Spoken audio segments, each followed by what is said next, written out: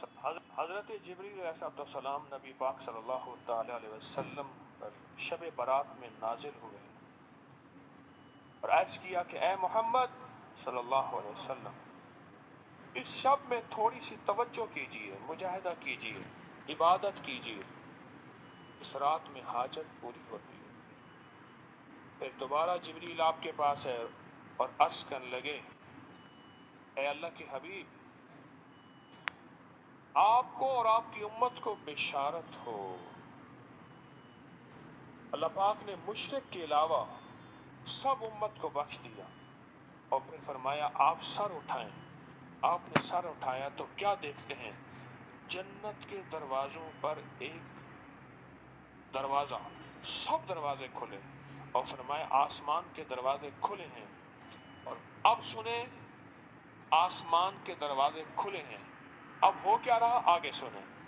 پہلے دروازے سے فرشتہ پکار رہا ہے، اس شب میں رکوع کرنے والوں کو خوشخبری ہو۔ 15 شعبان رکوع کرنے والا، وہ فرض نماز پڑھ لی صرف، بس مغرب پڑھ لی، عشاء پڑھ لی، نفل پڑھ لی، تسبیح پڑھ لی، یہ نہیں ہے کہ ساری رات کھڑا رہے۔ ہاں، مغرب کے بعد رات شروع ہو جاتی ہے۔ اس شب میں رکوع کرنے والوں کو خوشخبری ہو۔ دوسرے دروازے سے فرشتہ پکارتا ہے، اس رات میں سجدہ کرنے والوں کو خوشخبری ہو، سجدہ کرنا۔ اور دروازے سے، تیسرے دروازے سے فرشتہ پکارتا ہے، اس شب میں دعا کرنے والوں کو خوشخبری ہو۔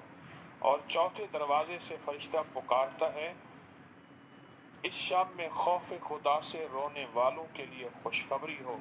اور پانچویں دروازے سے فرشتہ پکارتا ہے، اس شب میں بھلائی کرنے والوں کے لیے خوشخبری ہو، بھلائی کرنے والوں کو۔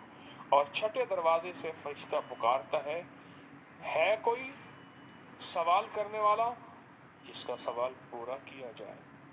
اور ہاں غور سے سننے والی بات ہے کوئی سوال کرنے والا جس کا سوال پورا کیا جائے۔ اور ساتویں دروازے سے فرشتہ پکارتا ہے کوئی اللہ سے معافی مانگنے والا، مغفرت چاہنے والا جس کی ہم مغفرت کر دیں۔ میں نے پوچھا، میرے آقا فرماتے ہیں جبریل سے، جبریل یہ دروازے کب تک کھلے رہیں گے؟ تو جس نے کہا طلوع فجر تک۔